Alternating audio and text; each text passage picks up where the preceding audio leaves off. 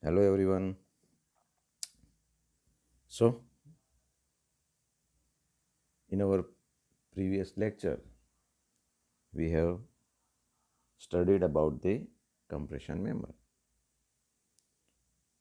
What we have studied in previous lecture, in that case, we have understand about the long column, short column, what is effect due to long column and short column, that is understand by us. And the most important thing that we have studied, that is the failure mode of compression member in steel structure. So, in that, for that, the capacity of the compression member due to buckling, we have to understand the Codal criteria that given on page number 18 and 19 in IS 800 2007. From that, we are going to calculate that our section is in plastic, compact or semi-compact. We have four classification for the particular compression member. That plastic, compact, semi-compact and slender. But in code, they have given us only three because slender column we are ignoring. Now, this is the basic thing that we have to keep in mind for the analysis and design of compression member. So, the remaining part, that is design compressive strength of the compression member. We have to calculate that what is the strength of our section of compression member, and that criteria given on page number 34 in IS 800 2007. Here, axially loaded member, in that case, there are two members. First one is concentrically loaded and second one is eccentrically loaded. What is the concentrically loaded? The compressive strength of axially loaded compression member depends on the following parameters. First one is material of the column, cross-sectional configuration, length of the column, support condition, residual stresses, imperfections. The imperfection include the following: the material not being homogeneous and isotropic, and eccentrically loaded means eccentricity of load, geometric variations of column. These are the important criteria that we are considered during the analysis and design for axially loaded with concentrically loaded column.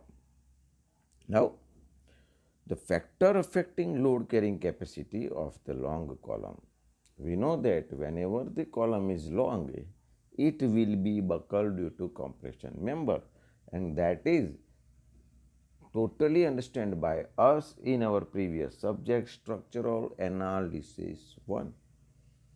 So, the slenderness ratio KL upon R is higher, the KL upon R lesser the load carrying capacity. We know that if the slenderness ratio is higher, the column is buckled, so it can't take compressive force. Material strength, shape of the cross section, I section is preferred over the equivalent channel section, eccentricity of load, initial curvature, it residues the column capacity and the residual stresses. These are the factor effect that reduce our load carrying capacity of compression member. So, for the finding out the capacity, we have to take IS 800 and we have to open the page number 34. On that, they have given us that the applied compressive load P should be less than PD. Means here PD is the design capacity. PD is equal to A into FCD, that given, and FCD is the stress of design compressive stress of compression member. So, for that they have given us the FCD equation, and in this equation we have two parameter, that is phi and lambda. Lambda must be calculated by the equation, this one, under root Fy upon FCC, right? And phi that is totally depending on the alpha, and this alpha is given on page number 35. For that we have to take classification for that, and that classification is given on page number 44. So, this parameter gives us the value of this x, and this x value give put up in this equation, we will get the FCD, right? So, dear student, from this equation we can calculate the FCD, and that FCD is multiplied with our effective area of cross section will gives us the design capacity. Now, as we discussed, what is the imperfection factor? Imperfection factor is a constant which shapes the compression curves as shown in the figure for the different cross sections. Member with higher initial crookness have the lower strength due to parameter yielding, and they are associated with the higher value of alpha. This alpha is totally depending on the cross sectional shape, and that shape is due to its class. So, you have to refer the page number 44. From that we have to first identify the class of the our section, and that class gives us the value of this alpha. So, that here this is our the curve, and this is our slenderness ratio lambda, it is under root of Fy upon FCC. Due to this we will get the value of that alpha. Now, imperfection factor alpha for class A is 0.21, B for 34, C is 0.49, and D have the 0.76. This is our buckling class, and this class is totally depending on the our cross section. This is our cross section for I. It have lots of class A, B, C, D. It is depending on the width and the thickness and width of flange, height, all that things are included, and from this we will get the class of that section. This is our welded I section. For that we have some class for the alpha. For hollow section it is given over here, welded built up section it is here, for the channel angle T, all that for given over here, and double I section with plate it is also given over here. So, from this we will get the class of our section, buckling class, how it will be buckle, and from that we will get the imperfection factor alpha, which given on the page number 35. Now, angle struts. Single angle struts. The compression in single angle struts may be transferred either concentrically to the centroid through its and its gusset plate eccentrically by the connecting one or its leg to a gusset plate adjacent member. Concentrically loading when the single angle is connected loaded in compression member and design compressive strength E3 evaluated at the article 5.7. Loaded through one leg and the flexural torsional buckling strength of single angle loaded in the compression through one of its leg and it was evaluated using the slenderness ratio that given below. Here, whenever our angle is connected with a gusset plate, then it may be some eccentric load, and for that we have to change our lambda to effective lambda. In that case, the effective lambda E that given on page number 48 ISO 800. For that we have to finding out the K1, K2, K3 that given in the equation, and that equation is over here lambda Vv and lambda phi. For that we have to finding out the our K1, K2, K3, and from that we will get the equation of effective lambda. Now double angle strut, whenever it connected back to back on opposite side of the gusset plate for the double angle discontinuous struts, the connected back to back on opposite side of the gusset plate by not less than 2 bolts or rivets in the line along with the angle and such and or equivalent in welding. The load may be regarded as applied axially.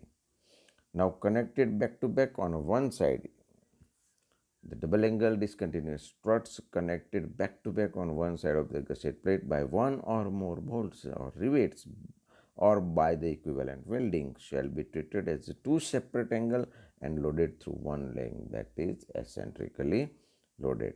Now, dear student, whenever we are going to design or analyze the compression member, we must have to find out that effective area, design strength, and it will gives us the design compressive capacity for the our section. In that case, we have to finding out the classification of the section as well as we have to finding out the FCD. That FCD is given on page number 34. For that we have to calculate alpha. That alpha gives us on page number 35. For that we have to take classification of our section, and that classification is given on the page number 44. Whenever we have eccentrically loaded column, then lambda is equal to lambda E, and that lambda E is given on page number 48. For that we have to finding out the all data that given on page number 48.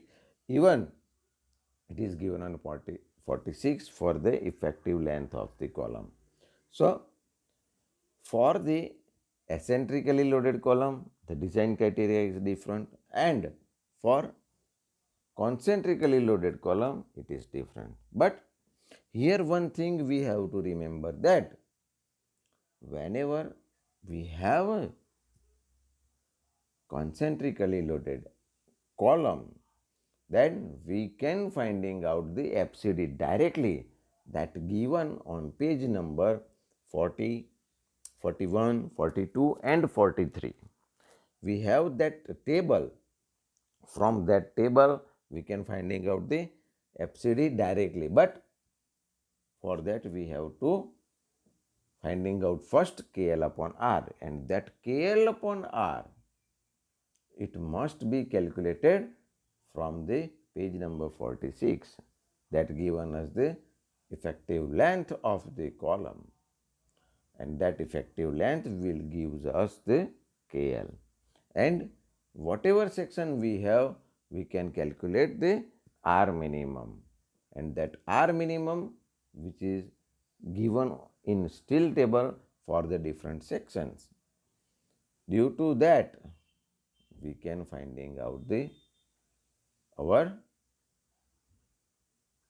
data. So dear student, this is the important criteria for the compression member, and from this we can calculate two type of example.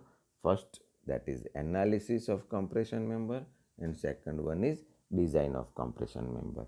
As we studied in our previous chapter, that is tension member. In that case, what we are going to do? First, we have calculated that